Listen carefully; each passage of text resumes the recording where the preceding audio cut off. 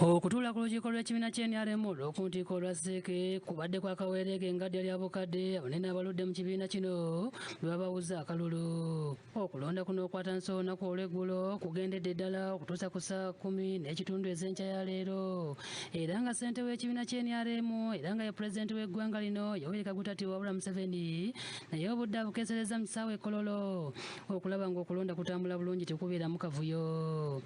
Abantu babiri bokka bakomyewo ku lukiiko lwa sseeke olupya okuli ssente w'ekibiina era nga ye pulezidenti w'eggwanga ssaako n'omumyuka we Alhaji Moses Kigongo ate nga bano tebakubiddwawo kalulu.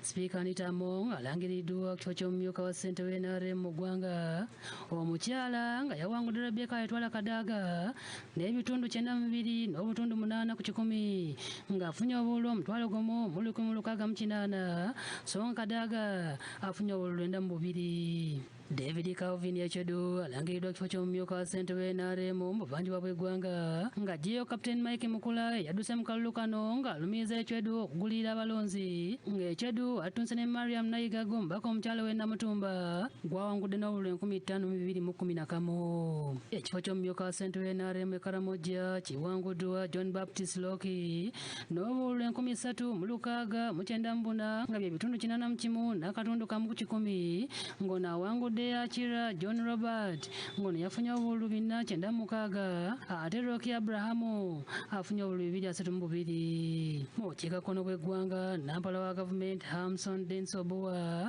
awangudde ng'afunye obululu 3591 nga bye bitundu 67 n'obutundu 4 ngono awangudde minisita Samuel Ngola era ng'Engola afunye obululu 178 ate Dan Kidega babadde bavuganya mu kalulu ako n'abuukayo n'obululu 58.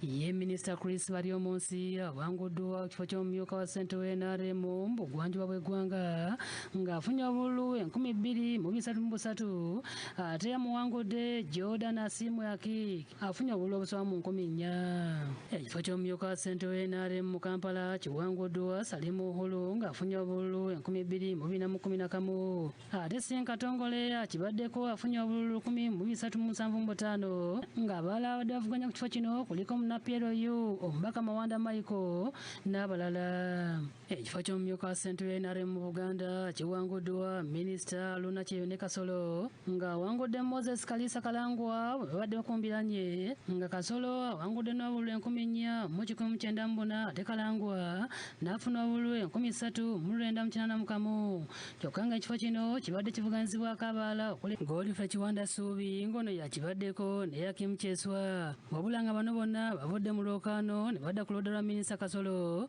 basobole okumegguza Kalangwa.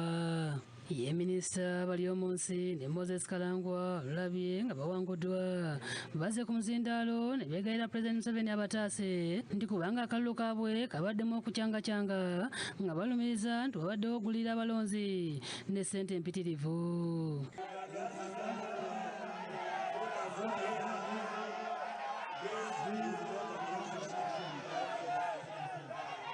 Munjivu njo n'ensonga tagodoyi nawangudde okuva region zone za Uganda, region gye bampaguddeko ya Busoga ne Kampala tulina region 21 engeri gye bakyusiza ebintu wano ne Tangodoyi ne bakwata bajenti bange batasayininga era ngenda kola petition singa moze yara batabuliza nsonga eno kubeera mulaba ensonga eriwo nti Tangodoyi olunaku lwa juzi yarangirira mutabani we President amusaza President bana batasazaamu ekintu kino kyebakoze olwaleero ekyobubi obwekukudala bulabikirako ddala abantu bonna banyiivu tetujja kukkiriza na nsonga eno n'akamu n'akatono. Ye Collins Tanga ngono mutabani wa Dr. Tangodoyi ssente w'akakiiko k'ebyokulonda mu NRM alangiriddwa ku kifo ky'omukiise w'abavubuka ku lukiiko lwa sseeke.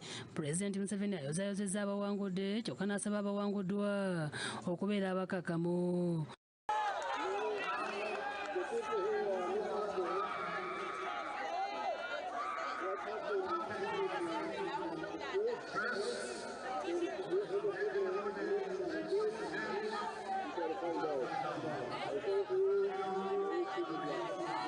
Robina Nantale yakusakidde eggulu eno ku Lwabukedde TV.